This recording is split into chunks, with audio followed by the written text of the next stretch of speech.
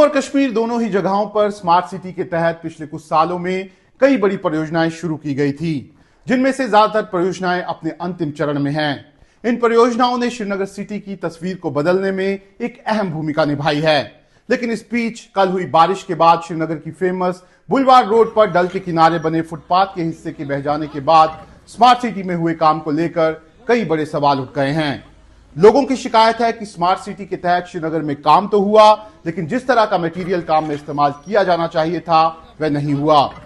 ऐसे में अब सवाल यही है कि क्या सरकार स्मार्ट सिटी के तहत हुए कामों की जांच करवाएगी, जिन्हें पूरा करने में करोड़ों रुपए का खर्च हुआ है।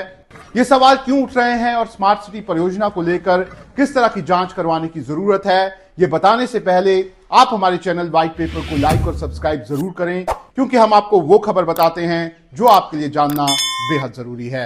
सबसे पहले आपको बुलवार्ड रोड पर डल के किनारे फुटपाथ को हुए नुकसान के बारे में बताते हैं।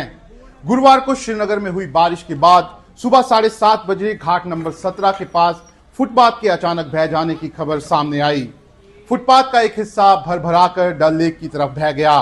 स्मार्ट सिटी के तहत ये फुटपाथ 2023 में G20 समिट से पहले बनाया गया था। इसे बने हुए अभी ज्यादा समय भी नहीं हुआ है। यही कारण है कि इसके नुकसान को लेकर सवाल उठ रहे हैं।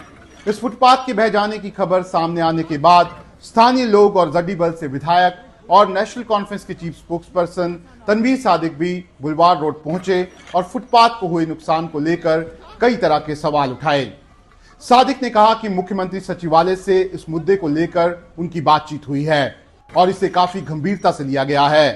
उन्होंने बताया कि उनकी डिप्टी कमिश्नर से भी इस मामले में चर्चा हुई है और उनकी प्राथमिकता ये है कि फुटपाथ की मरम्मत का कार्य जल्द से जल्द शुरू किया जाए। साथ ही उन्होंने इस मामले की पूरी जांच करवाने की भी बात कही है। हालांकि फुटपाथ को लेकर हुए नुकसान को लेकर स्थानीय लोगों की अलग अलग राय सामने आई है।